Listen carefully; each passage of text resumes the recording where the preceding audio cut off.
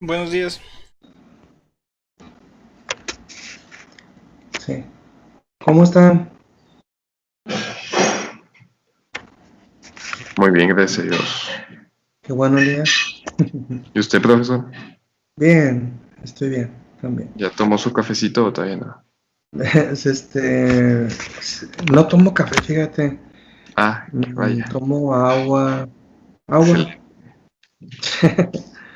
Sí, tomo Es agua. mejor, es Es- mejor. Sí, sí, sí, no sé, en tiempo de calor no me gusta el café solo. En tiempo Ah, de pues frío, sí. a veces. ¿Tú sí? ¿Tú qué almorzaste? No, yo no. Nada. Yo almuerzo las lecturas, profe. Ah, De eso vivo. sí te creo, ¿eh? Pero también hay que comer. Sí, sí, Eh, sí. Ah, no, ahorita en unos instantes más. sí, no. Había un maestro aquí en historia que nos recomendaba eso que tú haces. Decía que la comida la dejáramos al último. Que es más, si es posible ni comer por estar estudiando. Y, y un día se enfermó, ya le hizo daño, no sé. Y ya después dijo otra cosa. Mencionó que no, que había que comer. No, no fue un exitoso experimento social con sí mismo. No sé por qué me recuerda un poco a la concepción de esto de los monjes en la Edad Media, ya sabe, de literalmente dejar por completo el cuerpo para dedicarse al espíritu. Sí, ándale. Pues eso él decía, olvídense de comida, ese es primero el estudio. Pero yo siempre lo recuerdo porque luego él se enfermó y nos recomendaba después que tomáramos jugos de naranja, de toronja, en la mañana. Él nos daba teoría de la historia, fíjense, se llama Bernardo Flores y murió en el 2004. Murió muy joven, de 64 años, a mí me parece joven. Y eso de sí, pero va por ahí, Arnoldo. Es que a veces la filosofía sí se ha pensado que tiene que ver nada más con el espíritu, pero no, también somos un cuerpo y materialidad también. Sí, te recuerdan en el cristianismo también que no solo de pan vive el hombre, pero no niega que sí que vive de pan. O sea, dice, no solo de pan. O sea, tampoco es pura materialidad, se requiere también cultivar el espíritu. Ese era el concepto de cultura en los griegos, el, cultura de cultivo del alma. Pero ellos bien que al menos los filósofos cultivaban el físico, porque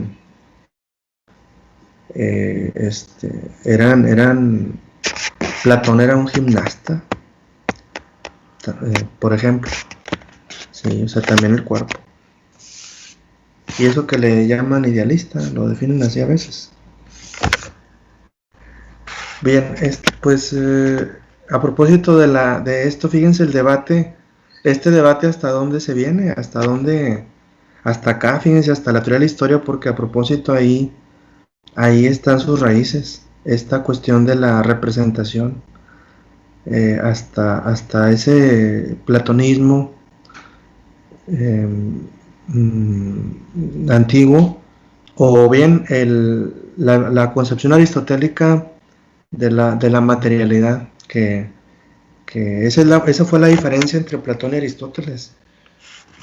Platón fue maestro de Aristóteles, pero Aristóteles se desligó de él porque Aristóteles no pensaba esta cuestión del mundo de las ideas. No concebía solo la cuestión de las ideas como Platón, en el sentido que Platón todo eran ideas, todo era representación. Esto no era la realidad, era una representación. El mito de la caverna de Platón va por ahí, o sea,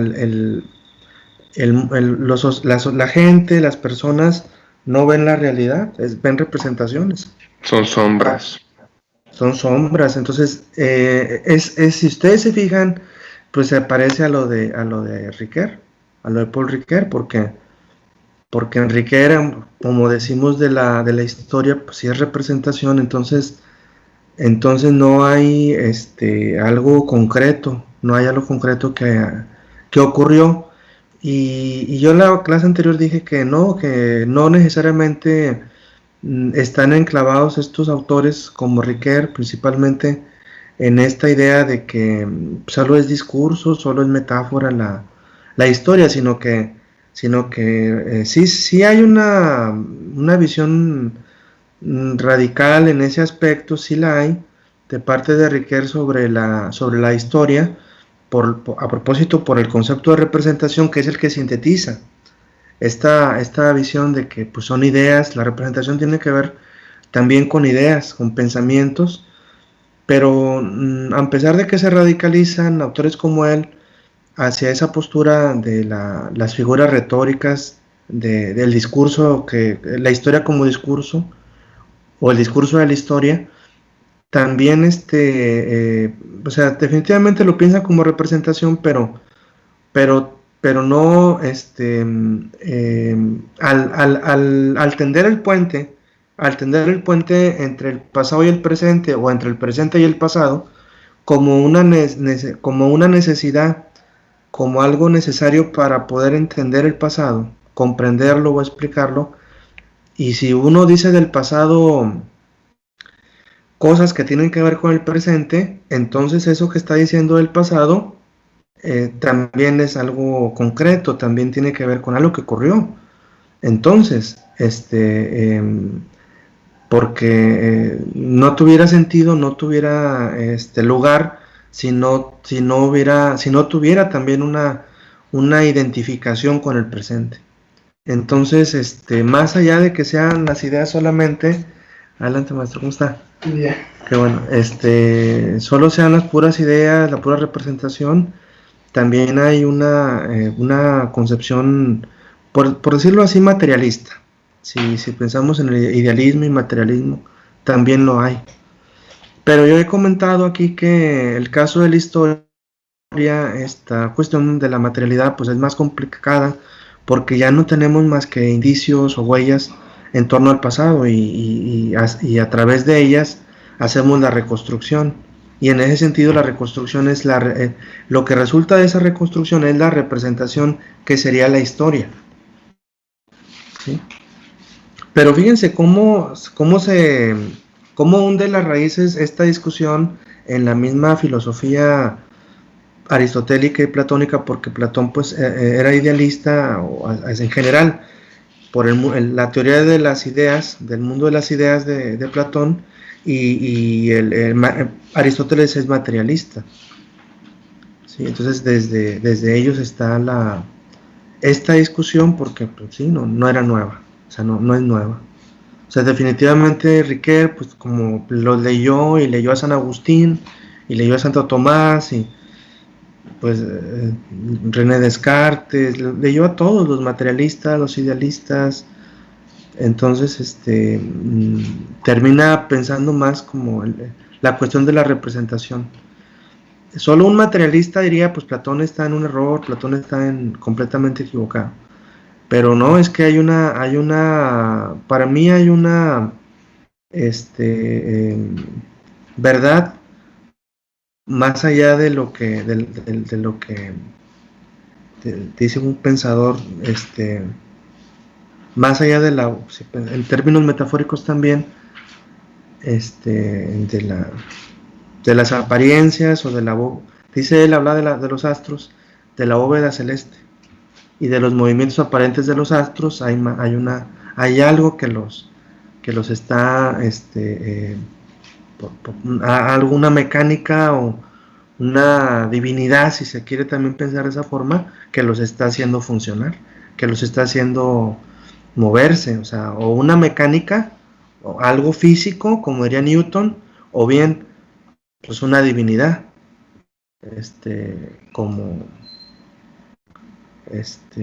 también como lo planteó Newton, también, a pesar de eso, o sea, a pesar de que él plantea una mecánica llamada mecánica celeste, o sea, hay leyes físicas del universo no niega la existencia de Dios, tampoco, ¿sí?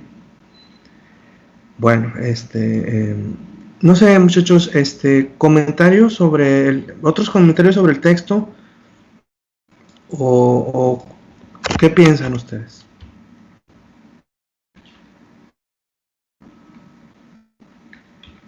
¿Qué piensan más bien? Ya para cerrar el curso. Bueno, me estaba pensando ahora que había mencionado esto de los monjes en Edad Media, que de hecho ya habíamos tomado también este punto en otra clase, sobre que Riquer mencionaba que por nuestra cultura judío-cristiana aún así vamos a tener algún tipo digamos, de juicio hacia las cosas que analicemos. Es decir, que ya está en nuestra propia cultura el hacer un juicio, así que no es como que podamos ser realmente objetivos desde un punto de vista cultural.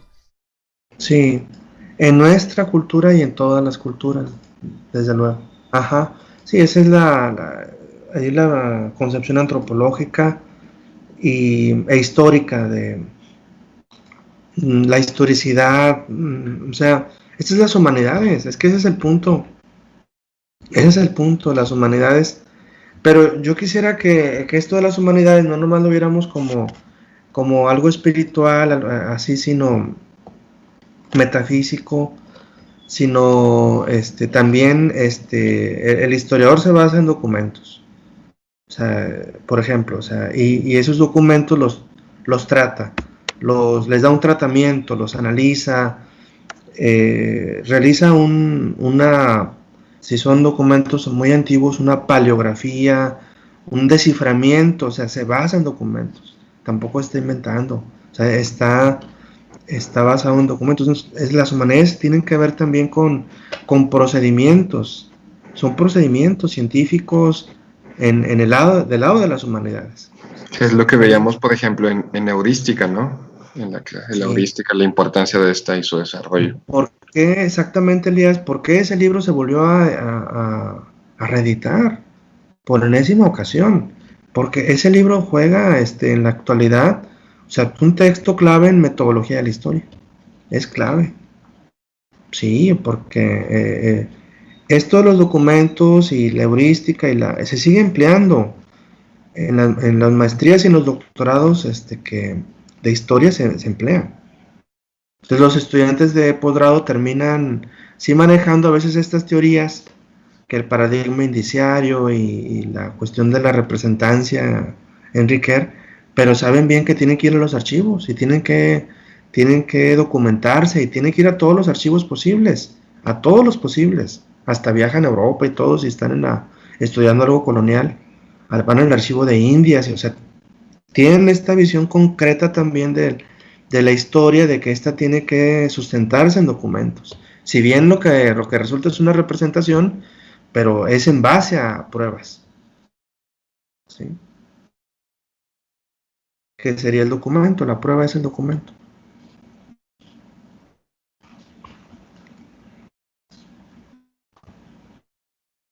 Bien, ¿algún otro comentario?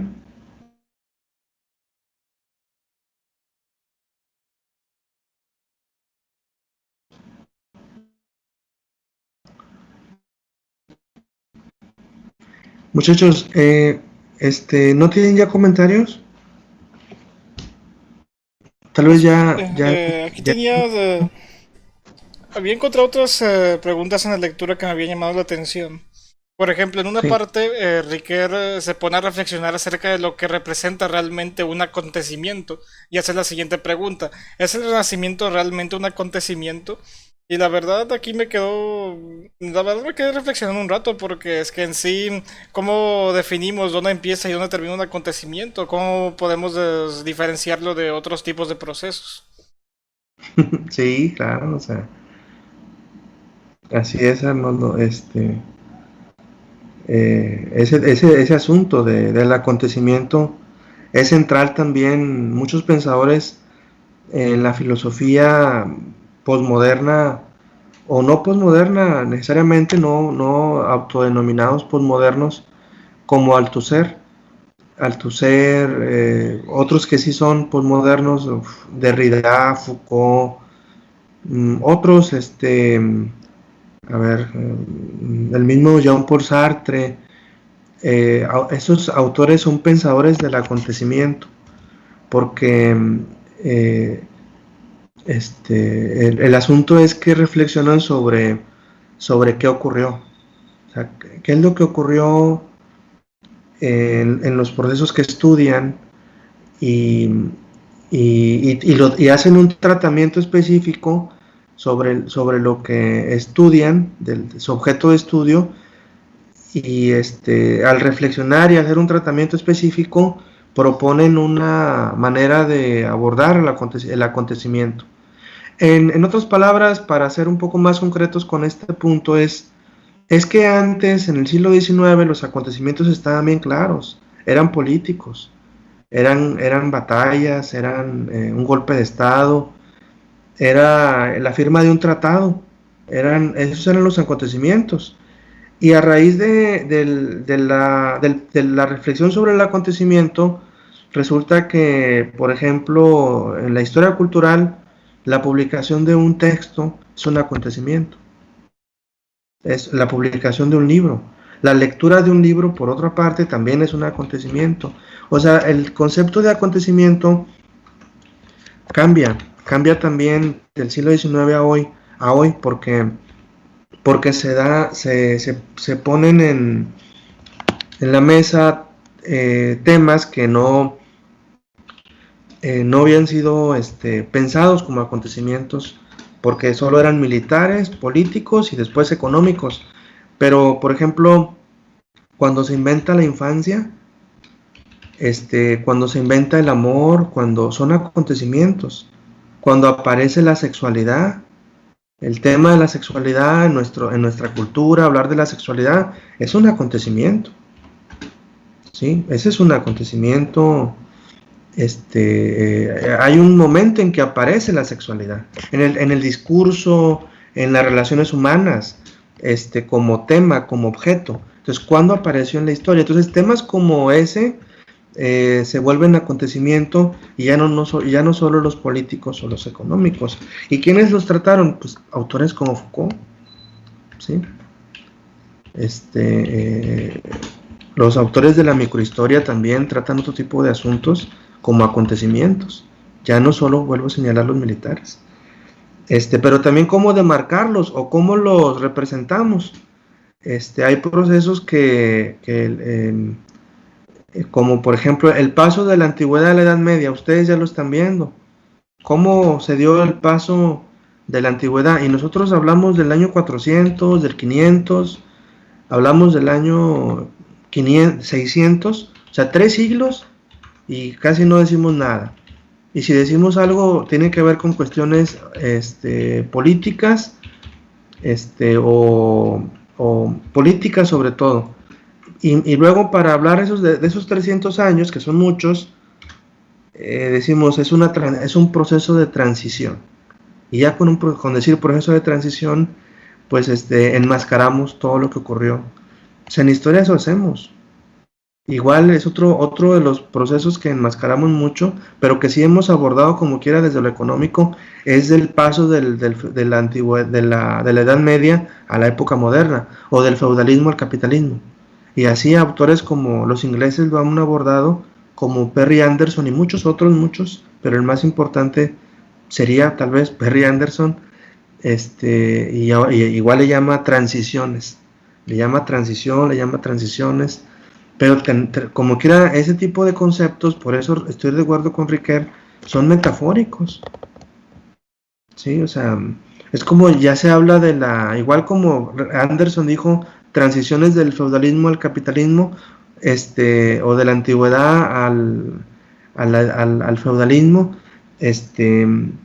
ahora hablamos, historiadores de la Revolución Mexicana hablan de que hubo varias revoluciones, ¿no? Entonces ya cuando decimos hubo varias revoluciones, y se escucha mejor y está como que más objetiva la interpretación, pensamos que estamos ya avanzando en esto y a tratar de comprender qué ocurrió, pero igual estamos en términos de el empleo de metáforas, al hablar de una pluralidad de revoluciones que hubo en México.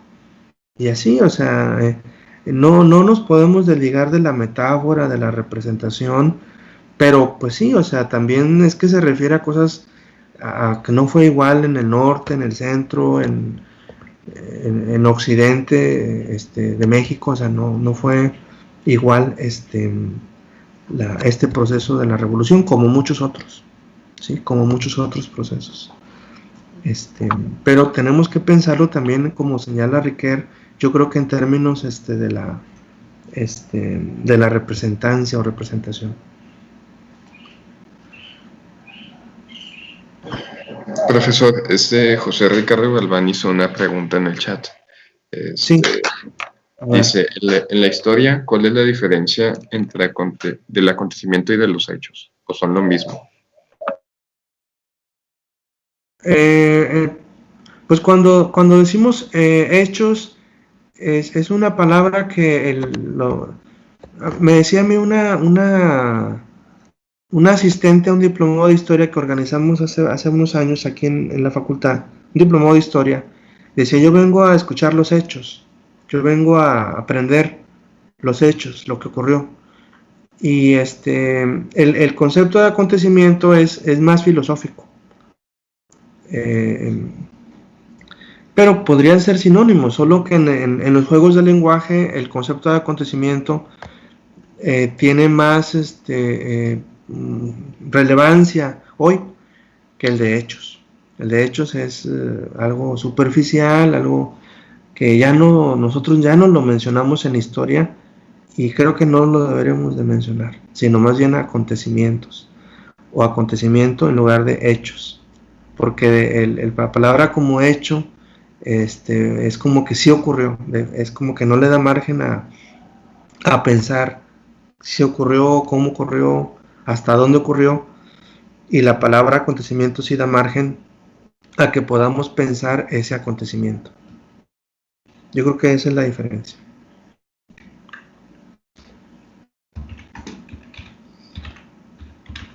Que Ricardo, no le funciona el micrófono a Ricardo.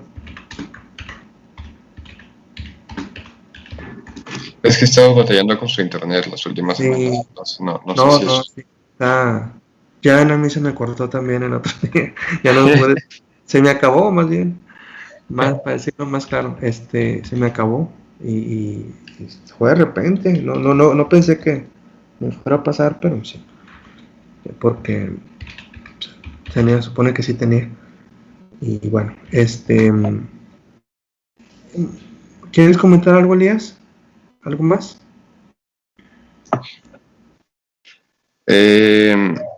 No, me llama la atención, más que nada cuando ya casi al fin, en algunas de las páginas al final. Sí.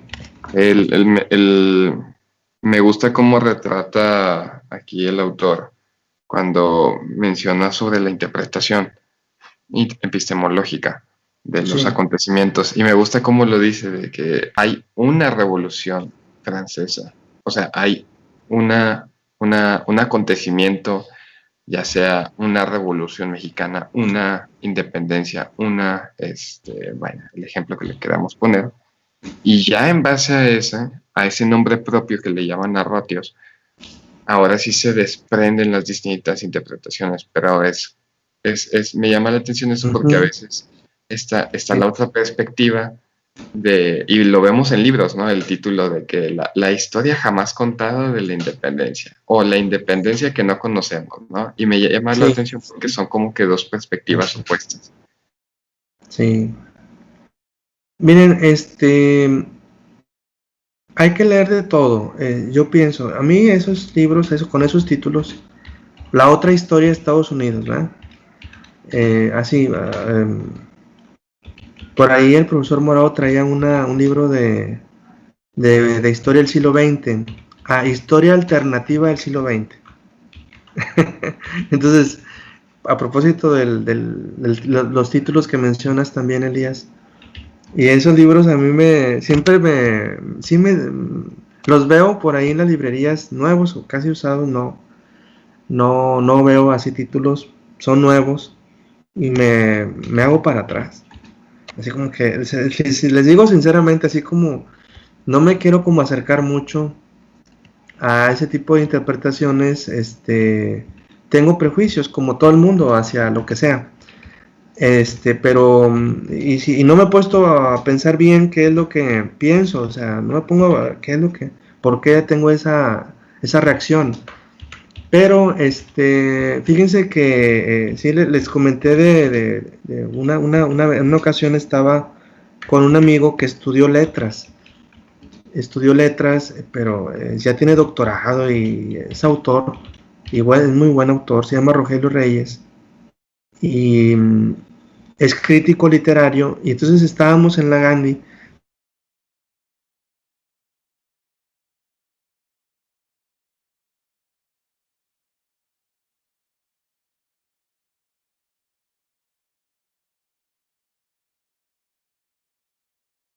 de dónde es, de qué universidad, mira lo que está planteando, y entonces fue que yo abrí el libro, a que él me lo muestra, y lo empiezo a ver un poco más a fondo, y dije, oye, ¿qué ando haciendo? O sea, está bien, o sea, no debo de tener ese tipo de reacciones.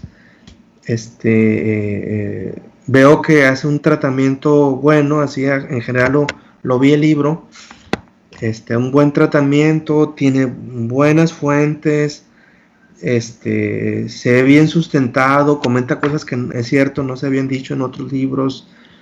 Entonces, hay que leer también esos libros.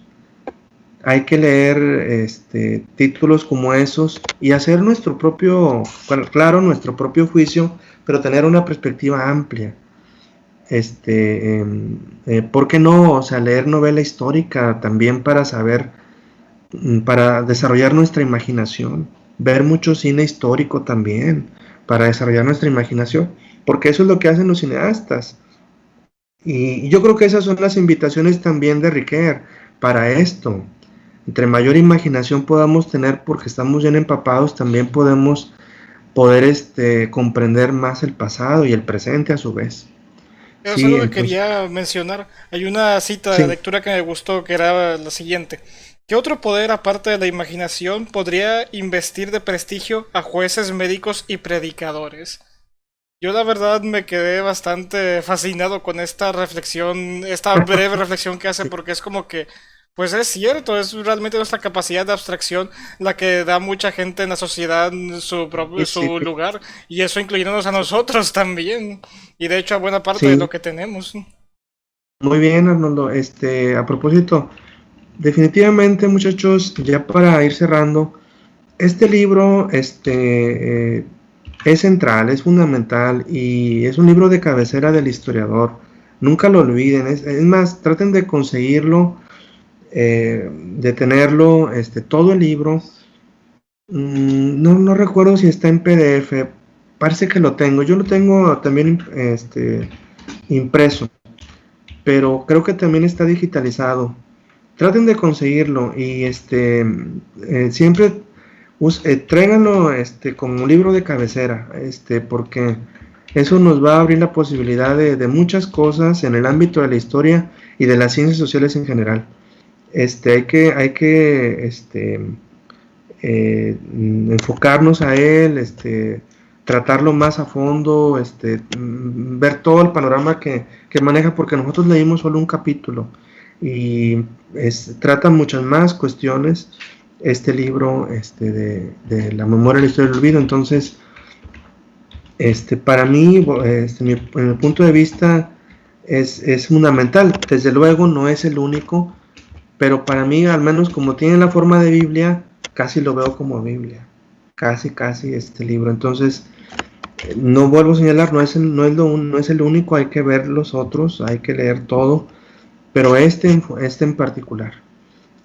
Y bueno, quisiera dejar las cosas con este comentario. ¿Sí?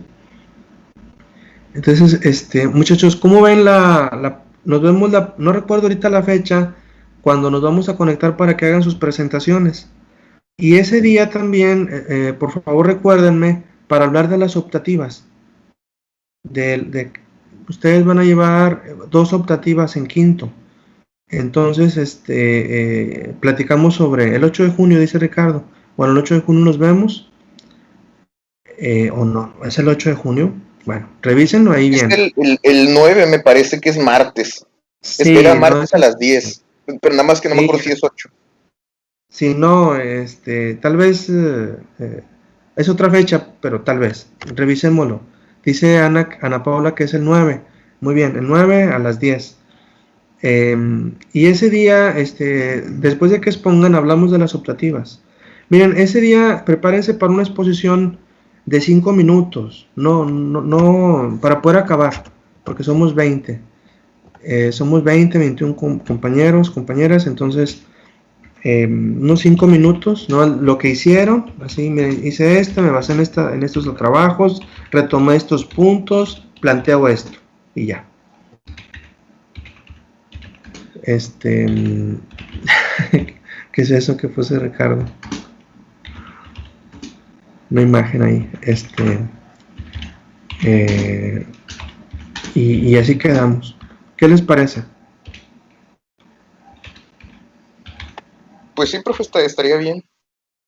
Sí, Muy bien. está bien. Ok, gracias. Les agradezco a todo el grupo que se hayan conectado en este tiempo y a los que participaron más, que los que más participaron, pues les agradezco también más por ello. Pero bueno, yo invito a los que no participaron tanto a que busquen la forma de en estas clases, en sus clases, en el otro semestre de ver, siempre estar participando. Eso es bien importante. Casi nosotros los maestros decimos, cuando participan mucho los estudiantes, oh, es muy buen alumno, porque así los evaluamos o así los conocemos, no solo así los evaluamos, de hecho influye mucho, pero los conocemos porque en el grupo participaban bastante. Sí, los que no, busquen la forma, lean, eso yo creo que esa es la clave, lean mucho y traten de a lo mejor si tienen un poco de temor o miedo, pues quítenselo aunque les diga el profe, no, es que estás mal, no importa, hombre, no, es que no pasa nada si nos dicen que estamos equivocados, porque si el profesor hace eso, pues también él está equivocado, porque es el punto de vista de una lectura. Entonces, no tengan miedo ustedes, entonces échenle ganas y nos vemos esa fecha. Entonces hasta pronto, que la pasen bien. Gracias, maestro, igualmente. Órale. Hasta luego, Gracias, profesor.